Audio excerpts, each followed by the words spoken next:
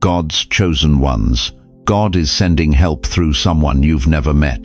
ElioraPath. Have you ever wondered why you're still fighting battles that should have broken you by now? Why you're still standing when others with half your struggles have already given up? Why doors keep slamming in your face while you watch people with less faith, less character, less calling walk through theirs like they own the place? Here's a truth that's going to shake you. You didn't stumble upon this message tonight. Heaven orchestrated this moment. While you were scrolling, thinking this was random, God was redirecting your finger to this exact word at this exact time, because what I'm about to tell you has been burning in the throne room with your name written all over it. You didn't click this video. Heaven clicked you. Listen to me carefully, chosen one. That restlessness you've been feeling, that stirring in your chest that you can't explain, that's not anxiety, that's activation. God is sending help through someone you've never met, and they're already in motion. But here's the part that's going to mess with your mind. You've been waiting for breakthrough to look familiar when God specializes in the unfamiliar. Remember the burning bush? Moses walked past that spot 1,000 times. But one day, God whispered through the strange. The help you've been praying for isn't coming through your contacts, your connections, or your carefully laid plans. It's coming through divine interruption. And by the time we finish this journey together, you'll not only know who is coming, you'll understand why you had to wait this long, why every closed door was actually protection, and why your isolation was really divine preparation. Before we go deeper into this prophetic word, I want to pause and thank every single one of you who has supported this message through super thanks. Your generosity means more than you know. You're not just giving. You're sowing seeds into a harvest that reaches souls across the globe who feel forgotten in their calling. Whether you give or not, I'm deeply grateful for your presence here, your open heart, your hunger for truth. If you feel something stirring in your chest right now, that quickening in your spirit, type 777 in the comments. That's not just a number, beloved. That's a signal to heaven that you're awake, you're aligned, and you're ready to receive what's been assigned to your name before the foundation of the world. Stay with me. Don't scroll away. Because what you're about to receive isn't just information, it's impartation. And the stranger carrying your breakthrough, they're closer than you think. How many nights have you laid awake, staring at that same crack in the ceiling, wondering if God went deaf to your voice? How many times have you whispered the same desperate prayer, only to wake up to the same empty mailbox, the same silent phone, the same closed doors? How long have you been carrying questions so heavy they've worn grooves in your soul? Questions like, did I miss my moment? Or, have I been forgotten? Listen to me, chosen one. I know you've been living in what feels like divine silence. You've prayed until your knees wore down. You've fasted until your body shook. You've declared promises until your voice cracked. But the breakthrough you've been crying for seemed to vanish like morning mist every time you reached for it. You've watched others people with half your faith, half your character, half your dedication walk through doors that slammed shut in your face. You've seen the ungodly prosper while you struggled to pay rent. You've witnessed the lukewarm get promoted while you've been overlooked, undervalued, pushed aside. And somewhere in the darkness of those lonely hours, a voice whispered the cruelest lie of all. Maybe you're not really chosen. But what if I told you that every unanswered prayer has been building toward this moment? What if every closed door was heaven's way of protecting you from settling for less than your divine assignment? What if the silence wasn't abandonment, it was preparation? King David knew this agony intimately. In Psalm 13:1, he cried out from his cave, "How long, O Lord, will you forget me forever? How long will you hide your face from me?" That wasn't doubt talking, that was raw, honest faith wrestling with divine timing. David understood something that most people miss. Even God's chosen ones walk through seasons that feel like spiritual winter. You see, there's a difference between being ignored and being positioned. There's a difference between being forgotten and being refined. Your prayers haven't been bouncing off heaven's ceiling like some cosmic return to sender stamp. Every word you've whispered, every tear you've shed, every midnight cry has been collected in golden bowls before the throne of God. Your breakthrough has been prepared. It's just been waiting for the right vessel to carry it. Think about it like this. Imagine you mailed a letter to someone you love, but it had to travel through 7 different countries, be translated into 3 languages, and pass through the hands of a dozen people before it reached its destination. You'd wonder where it went. You'd question if it ever left the post office. But all along, that letter was making its way to exactly where it needed to go, at exactly the right time, through exactly the right hands. That's your answered prayer right now. It's not lost in heaven's bureaucracy. It's not stuck in some spiritual traffic jam. It's being carried by someone you've never met, someone who doesn't even know your name yet, but whose obedience to a divine nudge will change everything for you. Consider the widow of Zarephath in 1 Kings 17. She was down to her last meal, preparing to die with her son, when a stranger named Elijah knocked on her door asking for bread. Logic said, "Turn him away, you barely have enough for yourself." But something deeper said, "Feed the prophet." That one act of obedience to help a stranger she'd never met opened a supernatural supply that sustained her through 3.5 years of famine. What if your Elijah is walking toward your door right now? What if the person carrying your breakthrough is someone you'll meet at a coffee shop, at the grocery store, at a random business meeting? What if they don't look spiritual, don't talk religious, don't fit your mental picture of how God moves? Will you recognize them when they arrive? Here's what heaven wants you to understand. Delay isn't denial. Delay is divine design.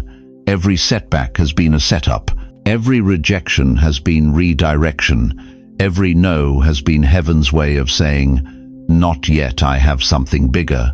The enemy wants you to believe that silence means absence, that waiting means worthlessness, that delay means defeat. But chosen one, you've been living in the silence before the storm, and I'm not talking about a storm of destruction. I'm talking about a storm of provision, a hurricane of breakthrough, a tsunami of divine intervention that's about to crash over your life with such force that everyone around you will know that only God could have orchestrated what they're witnessing. Your help isn't coming from familiar places or expected sources. It's not going to look like what you prayed for. It's going to be bigger, better, more precisely timed than anything your finite mind could have imagined. The person God is sending doesn't know your history, but they carry your future. They weren't part of your pain, but they've been prepared to be part of your purpose. Right now, as I speak these words, someone is feeling a stirring they can't explain. Someone is being moved to make a call, send an email, extend an invitation, open a door. They don't know why, but something in their spirit is saying, "Do it now." That restlessness they're feeling has your name written all over it. The silence is breaking, the storm clouds of blessing are gathering, and when it hits, when that divine appointment takes place, when that supernatural connection is made, you'll look back on this season of waiting and realize it wasn't punishment. It was preparation for a level of favor you never knew existed. Help isn't coming, beloved. It's already on the move. It's just not wearing the face you expected. But are you ready to recognize it when it arrives? What if the person holding the key to your breakthrough is standing in line behind you at the pharmacy right now? What if your divine connection is sitting 3 tables away at that diner you visit every Tuesday morning? What if God has already positioned your miracle worker in your orbit, but you've been so focused on familiar faces that you've missed the stranger carrying your destiny? Chosen one, here's a truth that's going to revolutionize how you see every encounter for the rest of your life. God specializes in using people you've never met to deliver answers you've been seeking for years. While you've been scanning your contact list, wondering who might help you, Heaven has been orchestrating divine appointments with complete strangers whose obedience will shatter every limitation you've accepted as permanent.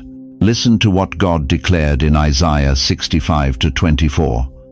Before they call, I will answer. While they are still speaking, I will hear. Think about the profound implications of that promise. Before you even formed the words of your prayer, God was already stirring someone else's heart to become your answer.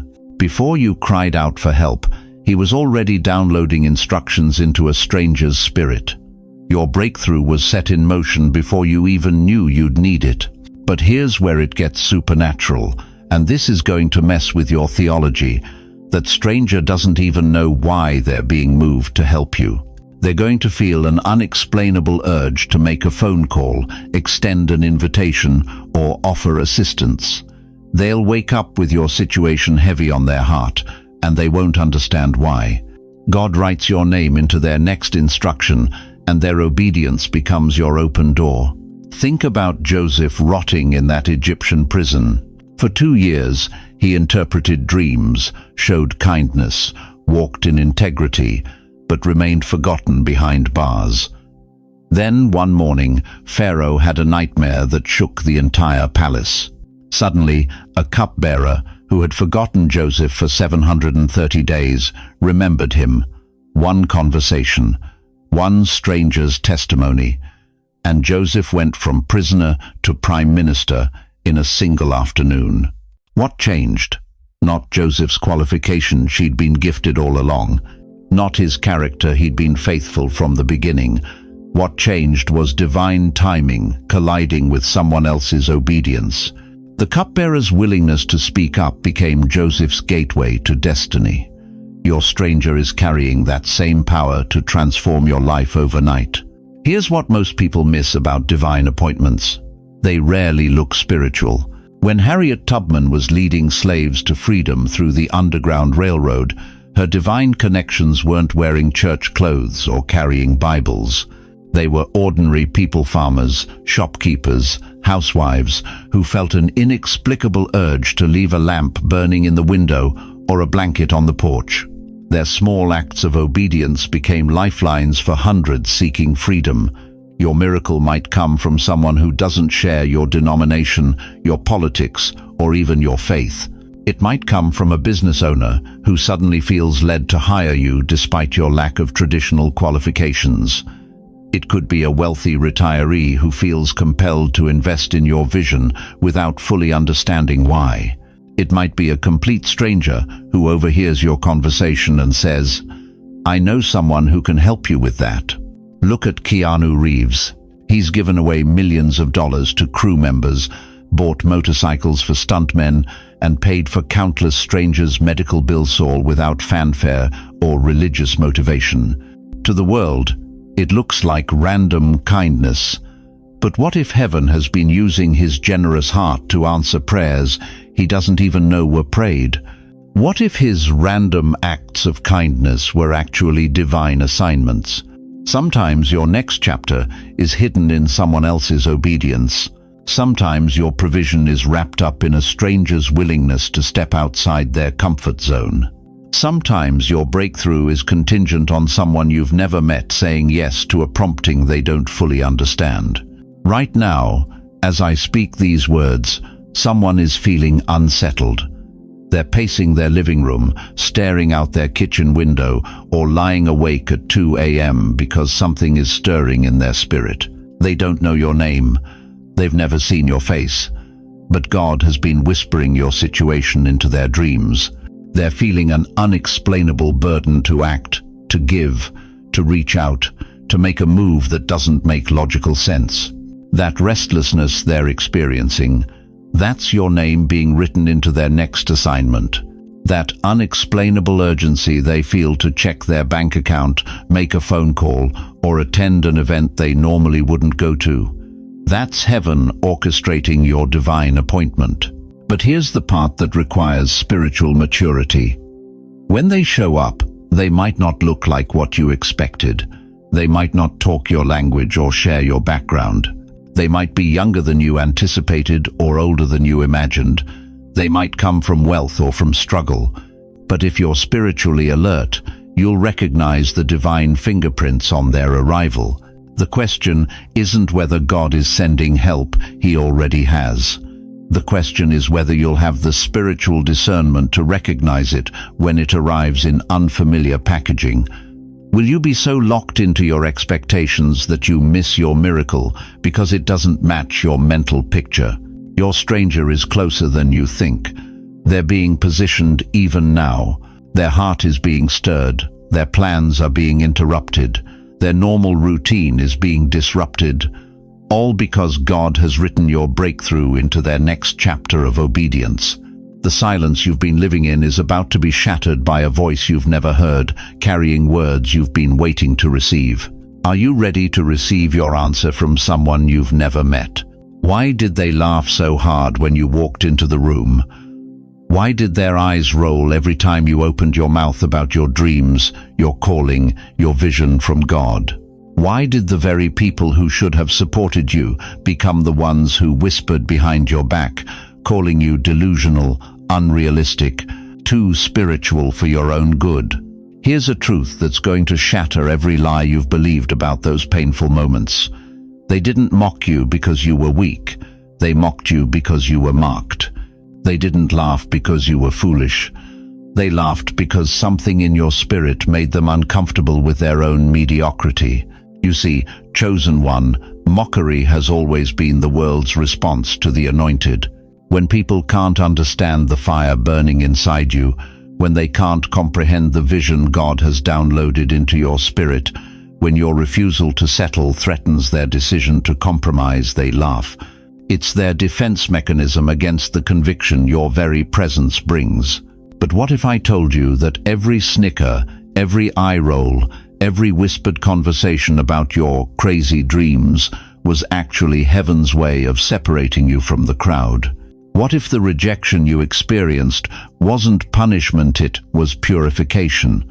What if God allowed their laughter because He needed you to stop seeking their approval and start walking in His authority? Jesus Himself said in Matthew 5:11, "Blessed are you when people insult you, persecute you, and falsely say all kinds of evil against you because of me." Notice He didn't say if, He said when. Mockery isn't optional for the chosen. It's mandatory.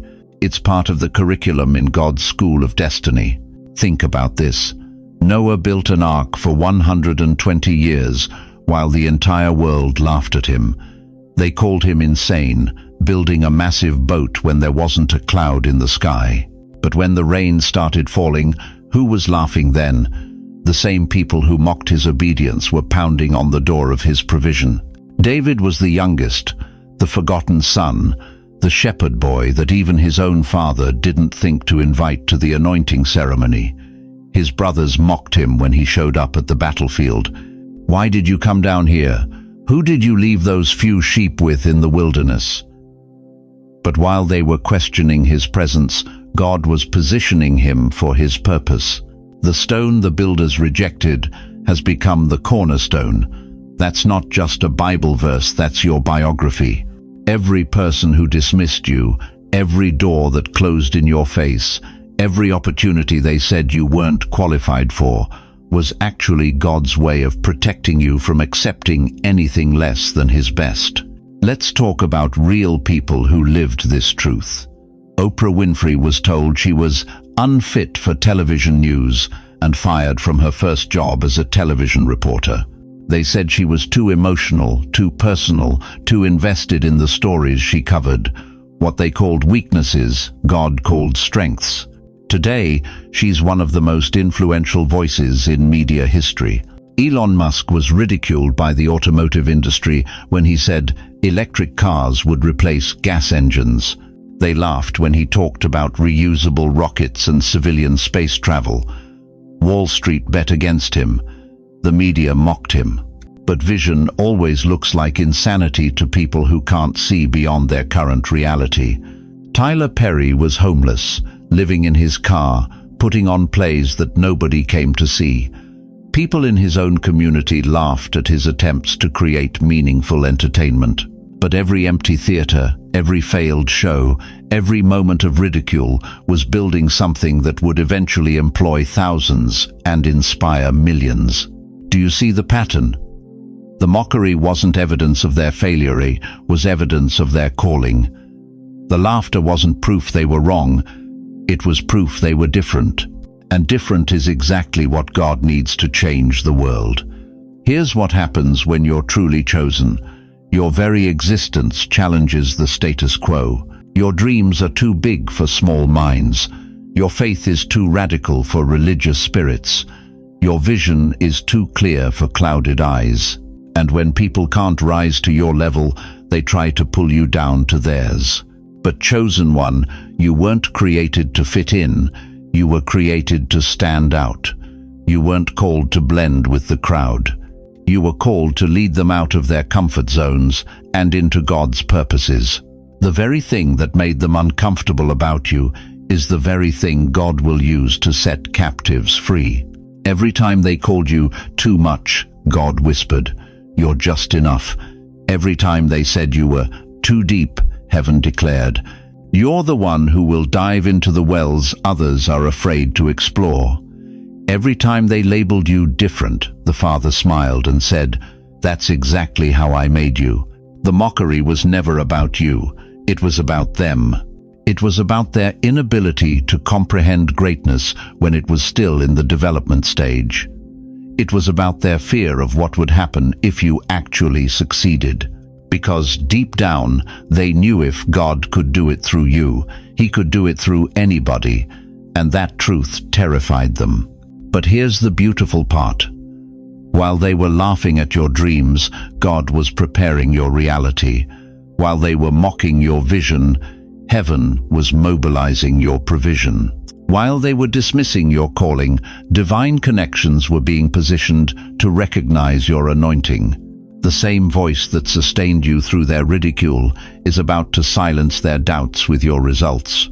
The same faith that kept you standing when they tried to tear you down is about to elevate you to heights they never imagined possible. You survived their mockery because you were destined for their marvel. You endured their rejection because you were designed for God's selection.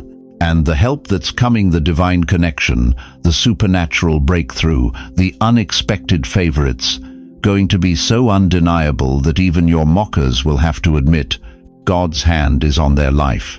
Comment, "I was mocked, but I'm rising." If you're ready to let heaven know that their laughter didn't break you, built you. Because what's coming next will turn every snicker into a standing ovation. Are you ready to show them that what they called crazy was actually prophetic? What if I told you that right now, while you're listening to these words, your spirit is broadcasting a signal stronger than any radio tower in Manhattan? What if the very frequency of your faith, the resonance of your resilience, the echo of your endurance is cutting through the spiritual atmosphere like a lighthouse beam piercing through fog? What if you've been focusing so hard on chasing your breakthrough that you've missed the most powerful truth of all? You don't chase blessings, you become them. Listen carefully, chosen one. There's a spiritual law that most people never discover, a divine principle that separates those who struggle from those who soar. It's called the law of resonance. And once you understand it, everything changes. You stop begging for favor and start broadcasting it. You stop running after opportunities and start attracting them. You stop trying to convince people of your worth and start carrying such spiritual weight that rooms shift when you enter them. King David understood this mystery when he wrote in Psalm 37:4, "Delight yourself in the Lord, and He will give you the desires of your heart." Most people read that backwards. They think it means if you're good enough, God will reward you with what you want. But David was revealing something far more profound. When you delight yourself in the Lord, when your joy comes from His presence, when your peace flows from His promises, when your identity is rooted in His love, something supernatural happens. Your desires begin to align with His will. Your heart starts beating in rhythm with heaven, and suddenly you're not chasing blessings anymore. You've become the kind of person that blessings naturally flow toward. Think about the difference between a beggar and a king. A beggar chases after coins, pleading for scraps, desperately hoping someone will notice their need. But a king carries such authority, such presence, such inherent value, that people bring him tribute without him ever asking. The beggar operates from lack. The king operates from abundance. And chosen one, God didn't call you to be a spiritual beggar. He called you to be kingdom royalty. Look at Denzel Washington. When that man walks into a room, the atmosphere shifts. Not because he's trying to impress anyone, not because he's demanding attention, but because his spirit carries weight. Decades of discipline, character, integrity, and purpose have forged something in him that speaks before he ever opens his mouth. People want to work with him. Directors seek him out. Opportunities find him. Why? Because he's not chasing success. He's become someone that success naturally gravitates toward. That same spiritual magnetism is being activated in you right now. Every trial you've endured without becoming bitter has increased your capacity to carry blessing. Every season you've remained faithful when no one was watching has deepened your spiritual authority. Every moment you've chosen love over revenge, hope over despair, trust over fear, has been building something in your spirit that heaven recognizes and earth responds to. But here's where most people miss it. They think this is about positive thinking or manifestation techniques. This isn't some New Age philosophy wrapped in Christian language. This is ancient biblical truth. When Moses came down from Mount Sinai, his face literally glowed from being in God's presence. The people couldn't even look at him directly. That's what happens when you spend time in the throne room. That's what happens when your spirit becomes saturated with divine presence. You start carrying an atmosphere that changes everything around you. Your spirit is broadcasting right now. Every act of faithfulness is sending out a signal. Every moment of worship is releasing a frequency. Every choice to trust God when circumstances scream otherwise is creating a resonance that pierces through the spiritual realm like a clarion call. And somewhere in this vast world, someone is picking up that signal. Someone is feeling drawn to bless you, help you, elevate you, and they don't even know why. This isn't about manipulation or formula. This is about transformation. When your inner world aligns with God's heart, your outer world begins to reflect that alignment. Doors don't just open, they swing wide. People don't just notice you, they're compelled to help you. Opportunities don't just appear, they multiply beyond your ability to even comprehend them. Consider Esther.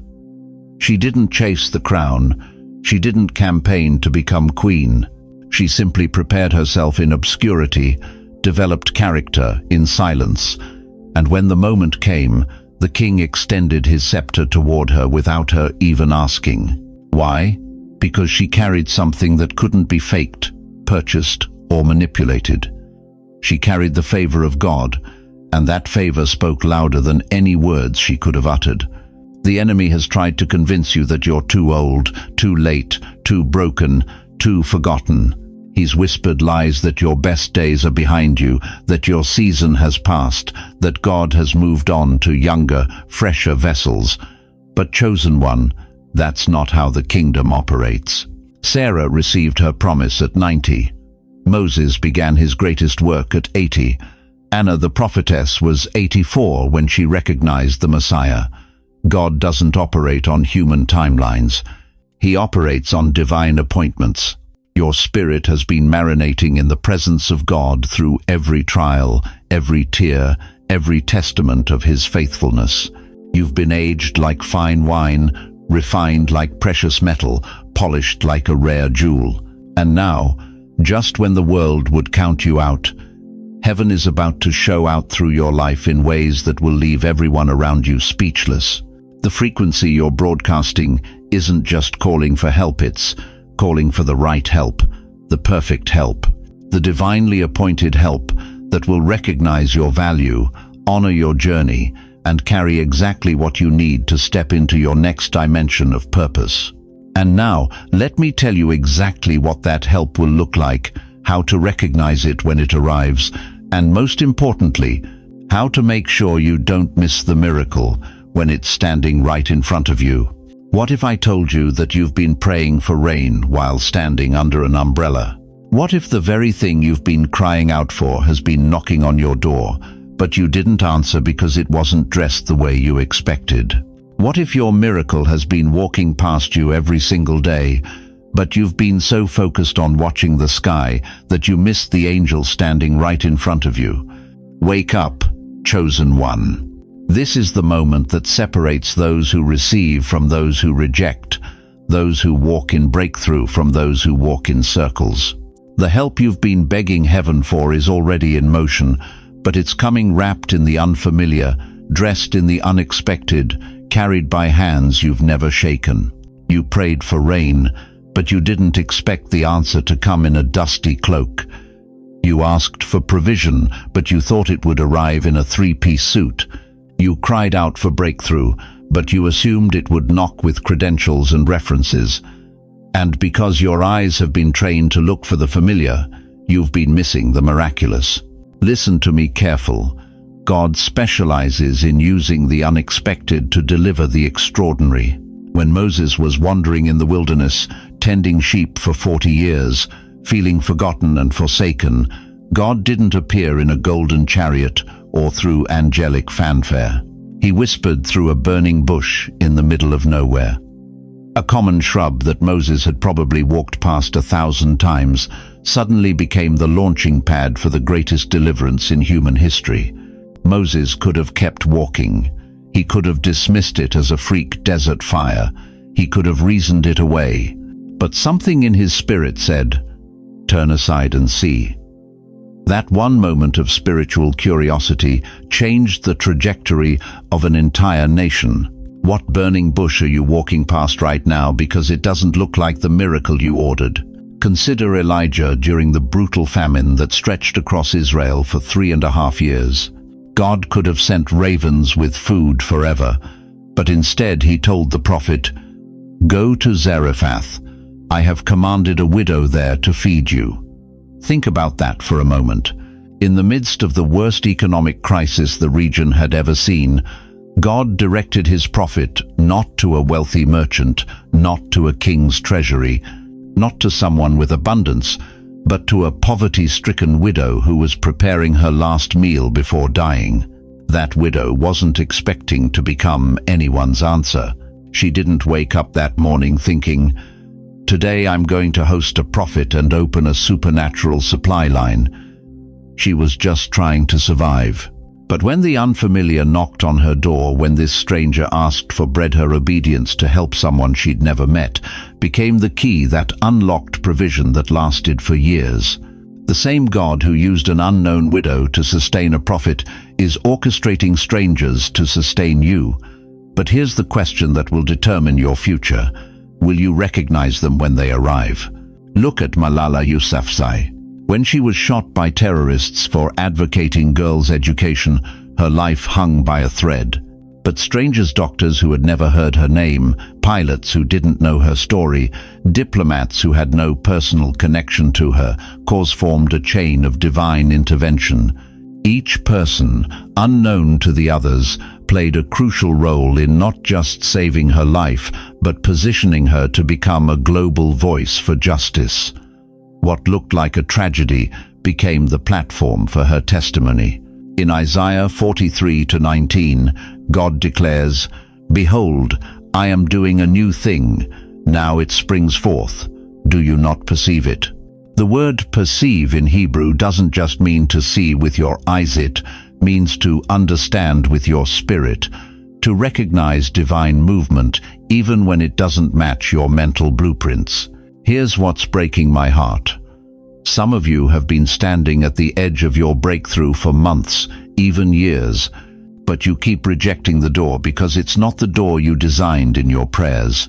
You've been so specific about how God should move that you've become spiritually nearsighted to how he actually wants to move. Maybe your help comes through a co-worker who doesn't share your faith, but feels compelled to offer you an opportunity. Maybe it's a neighbor who barely knows you but senses you need assistance with something specific. Maybe it's someone you meet in an elevator, at a gas station, in a doctor's waiting room, someone who has no logical reason to care about your situation but feels an unexplainable urge to reach out. The enemy's greatest strategy isn't to block your blessing, it's to blind you to it. He can't stop God from sending help, but he can distort your spiritual vision so you don't recognize it when it arrives. He whispers, "That can't be God, they're not spiritual enough, wealthy enough, connected enough." But since when did God need our approval of his methods? Remember when Jesus came to his own hometown of Nazareth? The people who had watched him grow up couldn't accept that the carpenter's son could be the Messiah. "Is this not Joseph's son?" they asked. Their familiarity bred contempt, and Mark 6-5 tells us that Jesus could do no mighty work there because of their unbelief. They missed their moment because the package didn't match their expectations. Don't let that be your story. Don't let your preconceptions cost you your breakthrough. Don't let your spiritual pride blind you to divine provision. God doesn't need your permission to bless you, but he does need your recognition to release it. Right now, someone is being stirred to reach out to you. They don't understand why, but they can't shake the feeling that they need to make a call, send a message, extend an invitation. They might be younger than you expected, from a different background than you imagined, speaking a different spiritual language than you're used to, but they're carrying exactly what you need. The question isn't whether help is coming. The question is whether you'll have the spiritual maturity to receive it when it doesn't look like what you prayed for. Will you turn aside and see the burning bush, or will you keep walking because it's just another shrub in the desert? Comment right now, "Lord, give me eyes to see." That's not just a prayer, beloved. That's preparation for the divine encounter that's about to shift everything. Because the unfamiliar door you've been avoiding might just be the entrance to your promised land. Can you feel it right now, that electricity in the atmosphere around you? Can you sense that something ancient and eternal is shifting in the heavenly realm while you sit in this very moment? Do you realize that your presence here, listening to these words, is not coincidence but divine collision, the moment when heaven's timing meets earth's reality? Chosen one. Everything stops here. Everything changes now. This is your activation moment. For too long, you've been living like you're waiting for permission to step into what God has already prepared for you. You've been tiptoeing around your destiny like you're afraid to disturb it, when the truth is it's been waiting for you to claim it with holy boldness. You've been whispering prayers when heaven is ready to hear you roar with prophetic authority. The eyes of the Lord range throughout the earth to strengthen those whose hearts are fully committed to him. That's 2 Chronicles 16-9. And beloved, those eyes have been ranging, searching, scanning the earth, and they've landed on you. Not because you're perfect, but because you're positioned. Not because you've arrived, but because you've endured. Think about this for a moment. Every tear you've cried has been creating spiritual currency in the bank of heaven. Every night you stayed faithful when faith felt foolish has been building compound interest on your breakthrough.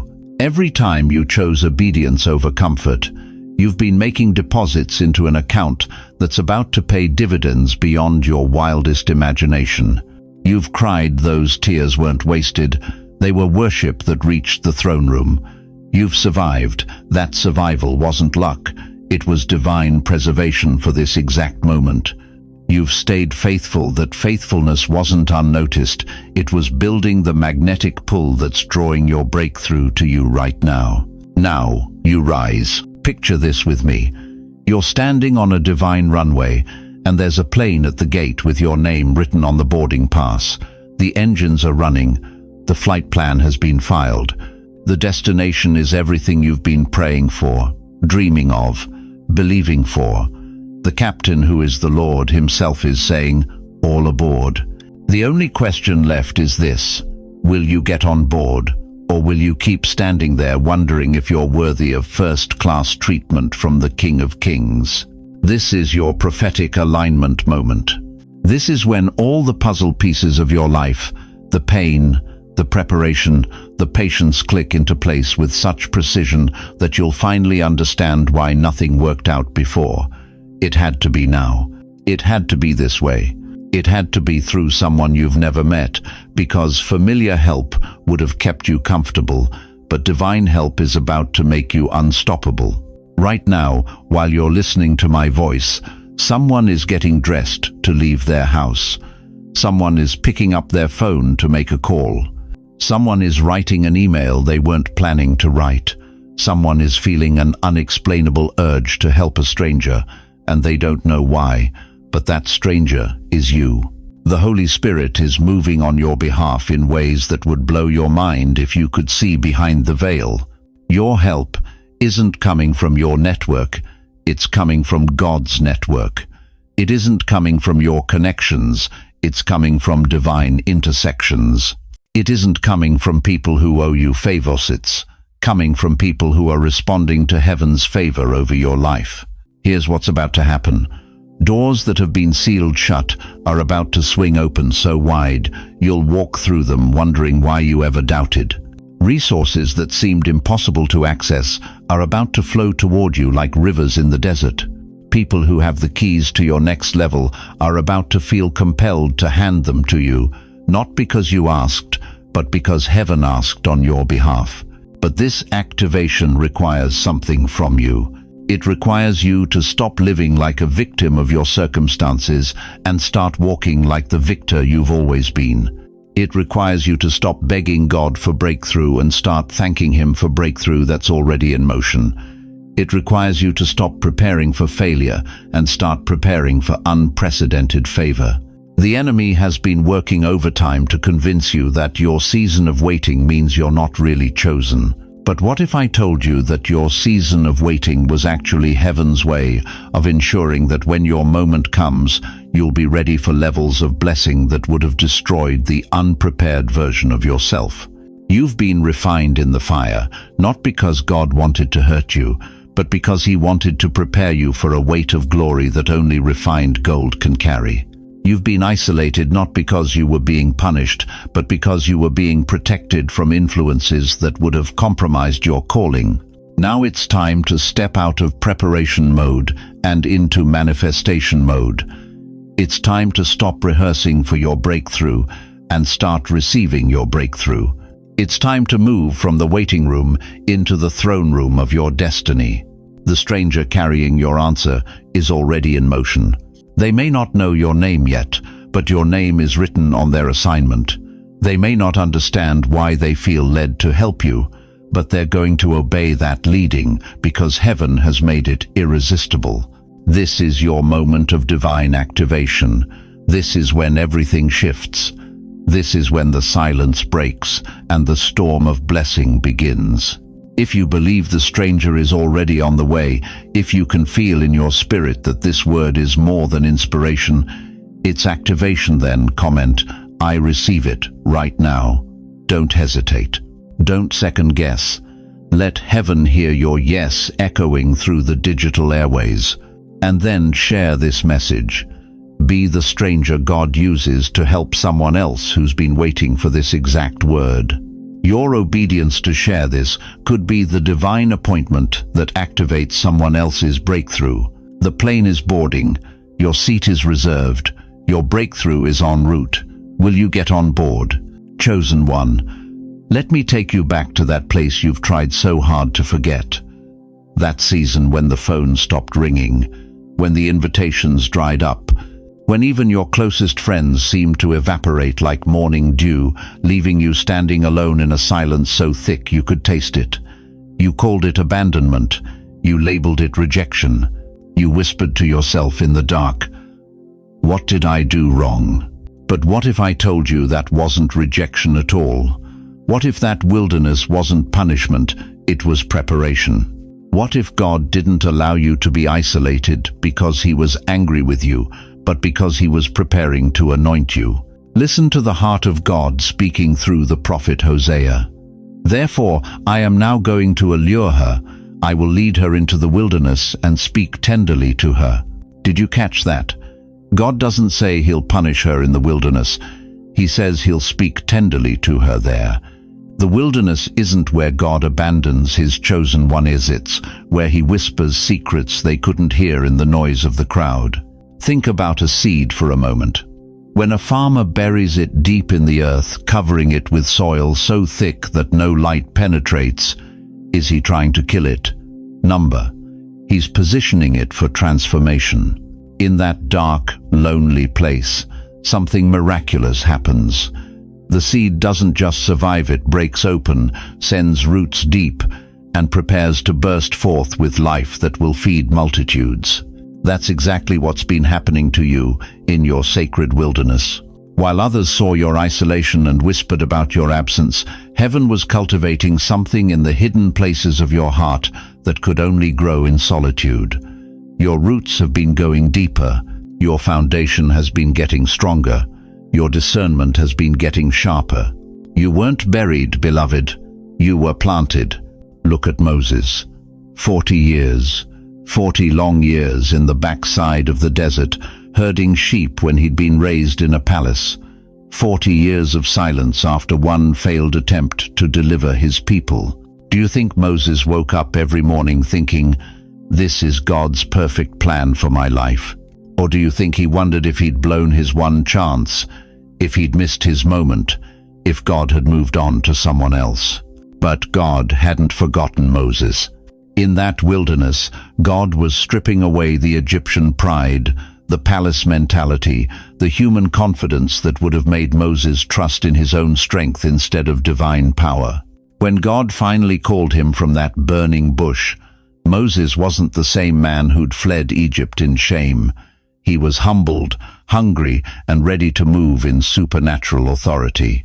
Consider David, the boy anointed to be king, then hunted like an animal through caves and wilderness for years. While Saul sat on the throne David was promised, David was learning to worship in the darkness, fight battles no one would ever sing about, and trust God when circumstances screamed the exact opposite of every promise he'd received. Those caves weren't his tomb, they were his training ground. Every psalm he wrote in the darkness became a song of deliverance for generations. Every tear he shed in isolation became a river of comfort for millions who would face their own dark nights of the soul. And what about Jesus himself? Before he launched into public ministry, before he performed a single miracle, before crowds followed him, he spent 40 days alone in the wilderness, fasting, praying, being tempted by everything hell could throw at him. Was that because God the Father didn't trust his own Son? Number. It was because even the Son of God needed to be proven in private before he could be powerful in public. Here's what they don't teach you in Sunday school. God hides what he's about to use. He conceals what he's preparing to reveal. He takes his most precious vessels and places them in the potter's wheel of solitude, not to break them, but to reshape them for a purpose so significant that it requires a complete renovation of their character. While you were crying in silence, thinking you'd been forgotten, heaven was carving your name into a scroll marked, "For such a time as this." While you were wondering if your calling was real, angels were already being dispatched to prepare the stage for your entrance.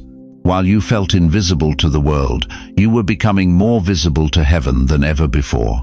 Do you understand what this means?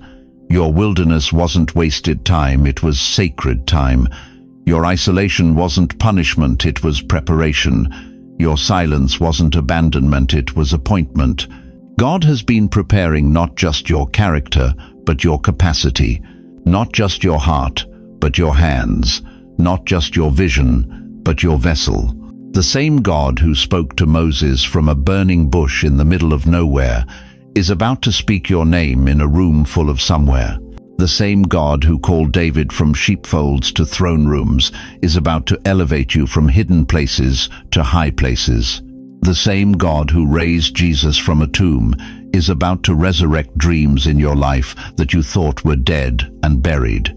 But here's the crucial question. Have you learned to hear God's voice in the quiet? Have you developed the spiritual sensitivity that only comes from extended time alone with Him? Because what's coming next will require a level of discernment, a depth of faith, and a maturity of spirit that could only be forged in the furnace of solitude. Your help is coming through someone you've never met. But will you recognize them when they arrive? Will you trust the divine appointment when it doesn't look like what you expected? Will you have the spiritual ears to hear God speaking through unfamiliar voices? The wilderness is about to bloom. The desert is about to spring forth with rivers. And you who have been hidden, tested, refined, and proven, you are about to step into the very thing you were created for before the foundation of the world. Your season of preparation is coming to an end. Your moment of presentation is about to begin. Are you ready to leave the wilderness and step into your promised land? Chosen one, I need you to lean in close because what I'm about to tell you is going to reshape everything you thought you knew about your pain. Every tear you've cried, every loss that gutted you, every relationship that crumbled, every dream that died, none of it was random, none of it was waste. All of it was divine construction. You see, God doesn't break His chosen ones to destroy them. He breaks what cannot remain, so that what is eternal can emerge. Gold must melt before it molds. The diamond must endure crushing pressure before it becomes precious. And you, beloved, have been in heaven's refinery, not heaven's rejection room. Look at what the Apostle Paul wrote in 2 Corinthians 4-7. We have this treasure in jars of clay to show that this all-surpassing power is from God and not from us. Do you hear that? You are a jar of clay carrying divine treasure. But here's what most people miss: clay must be broken before it can be reshaped. And God has been reshaping you for a purpose so magnificent that your current vessel couldn't have contained it. Think about Job. This man lost everything in a single day: his children, his wealth, his health, his reputation. His own wife told him to curse God and die. But Job said something that still echoes through eternity: though he slay me, yet will I trust in him. Job 13:15. What looked like destruction was actually divine construction. God wasn't punishing Job, He was preparing him for double restoration. And when Job's season of building was complete, God gave him twice what he had lost. But let me bring this closer to home. Think about Viola Davis. This woman grew up in poverty so severe she sometimes went days without food. She was told she wasn't pretty enough for Hollywood. Her voice wasn't right. Her look wasn't marketable. Rejection after rejection, door after door slammers shoot. But every no was God saying, "Not yet, I'm still building you." Today, she's not just an Academy Award winner. He's a voice for the voiceless, proof that what the world discards, God treasures. Or consider Nelson Mandela, 27 years in prison. 27 years of watching life pass him by while others lived in freedom. But those prison walls weren't confining him, they were forging him. God was breaking the anger, the bitterness, the desire for revenge, so that when Mandela emerged, he carried reconciliation instead of retaliation. His breaking became the foundation for healing an entire nation. Here's what heaven wants you to understand. You weren't losing everything. You were losing what couldn't stay. That toxic relationship that drained your spirit. It had to go because your destiny requires someone who can match your anointing. That job that undervalued you. It was removed because God has a platform waiting that needs your exact gifts. That dream that seemed to die.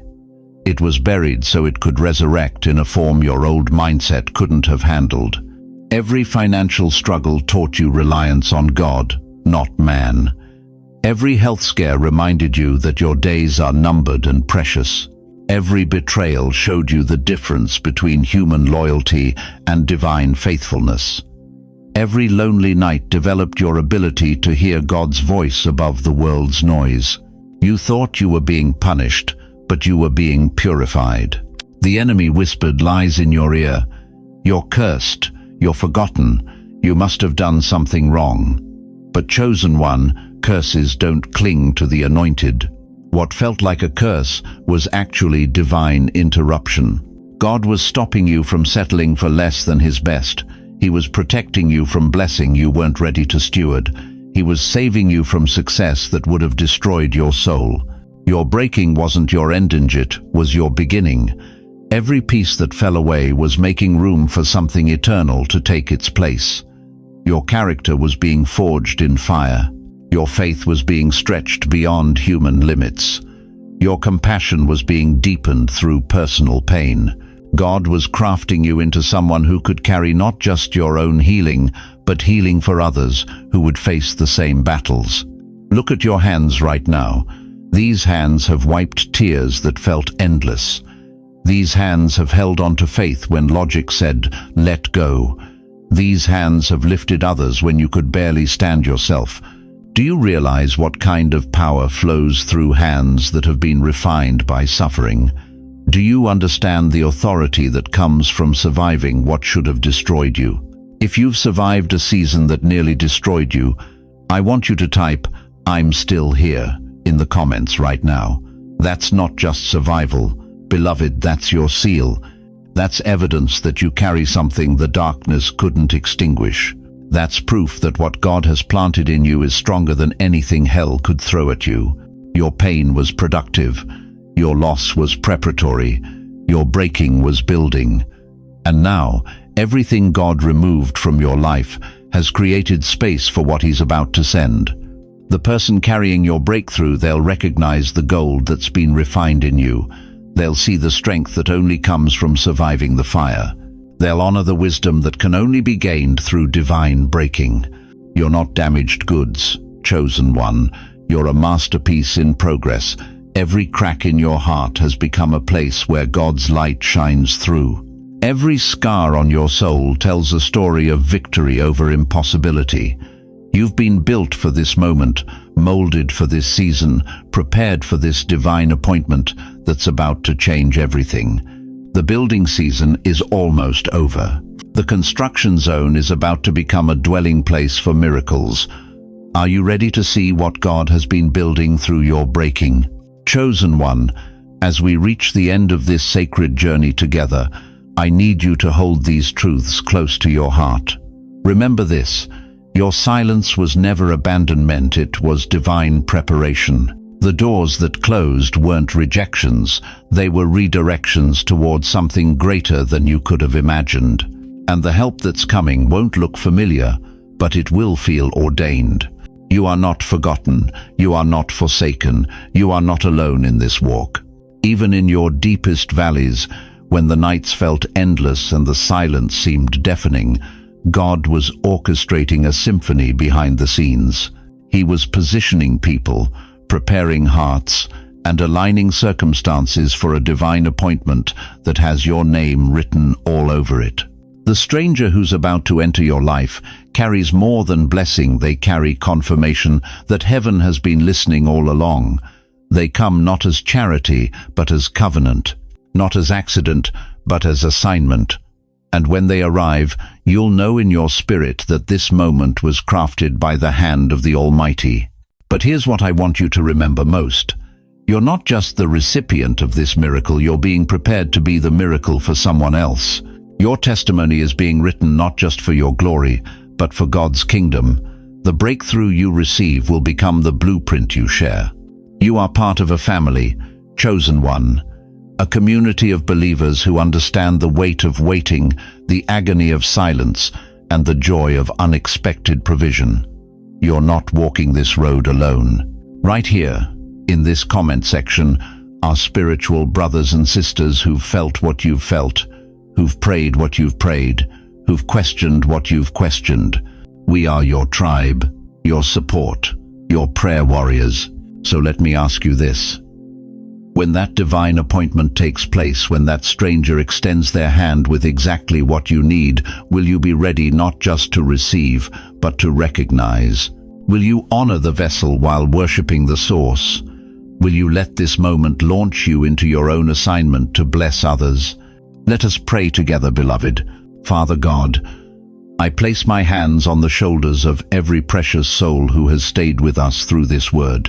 Right now, in this very moment, I ask you to break every chain of doubt, every spirit of delay, every lie of abandonment that has whispered in their ears. Lord, they have waited faithfully, trusted deeply, and endured courageously. Now let heaven move on their behalf. Send the divine connections, Father. Release the strangers who carry their breakthrough. Open doors that no man can shut. Provide in ways that only you can. Let them know with certainty that they are seen, known, loved, and covered by your mighty hand. Heal their hearts from the wounds of waiting. Restore their faith in your timing. Strengthen their spirits for what's coming. And when the help arrives, Lord, let them receive it with humility and honor, knowing that you are the source of every good and perfect gift. Use them, Father. Make them a lighthouse for others who are lost in the storm. Let their testimony become someone else's hope. Let their breakthrough become someone else's blueprint. And may your name be glorified through every divine appointment you orchestrate. We trust you, Lord. We believe you. We receive from you. In Jesus' mighty name, amen. Now, chosen one, I want to hear from you. In the comments below, tell us, what is the one area where you're most ready to receive divine help? Share your heart with this community. Let us stand with you in prayer. Don't let pride keep you from receiving the support that's right here waiting for you. And if this word has stirred something in your spirit, if you feel that quickening that says, "This is for me," please share this message. There's someone in your circle, maybe in your family, your workplace, your neighborhood, who needs to hear that help is on the way. You might be the vessel God uses to deliver hope to someone who's about to give up. Thank you from the depths of my heart for staying until the very end. Your presence here matters. Your faith matters. Your story matters. If this message has blessed you, please subscribe to this channel and hit that notification bell. We're building more than a community here. We're building a movement of believers who refuse to walk alone. Remember, beloved, your divine appointment is not a matter of if, but when. Stay ready, stay faithful, stay expectant. Your stranger is on the way.